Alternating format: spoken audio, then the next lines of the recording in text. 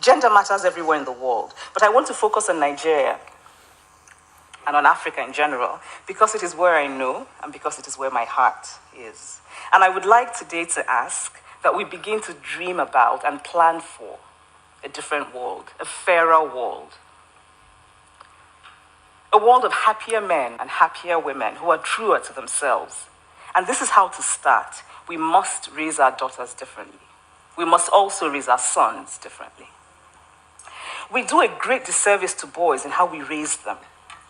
We stifle the humanity of boys. We define masculinity in a very narrow way. Masculinity becomes this hard, small cage, and we put boys inside the cage. We teach boys to be afraid of fear. We teach boys to be afraid of weakness, of vulnerability. We teach them to mask their true selves because they have to be, in Nigeria speak, hard man. In secondary school, a boy and a girl, both of them teenagers, both of them with the same amount of pocket money, would go out and the boy would be expected always to pay to prove his masculinity. And yet we wonder why boys are more likely to steal money from their parents.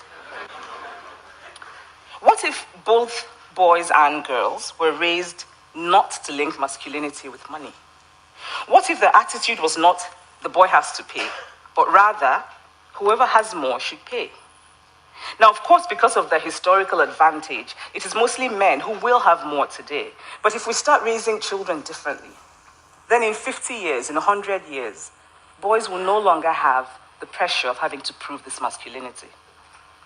But by far the worst thing we do to males, by making them feel that they have to be hard, is that we leave them with very fragile egos.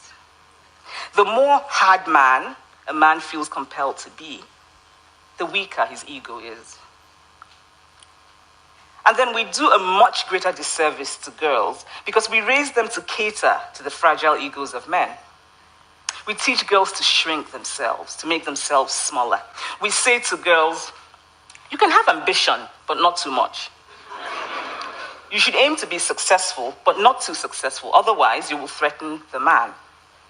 If you are the breadwinner in your relationship with a man, you have to pretend that you're not, especially in public. Otherwise, you will emasculate him.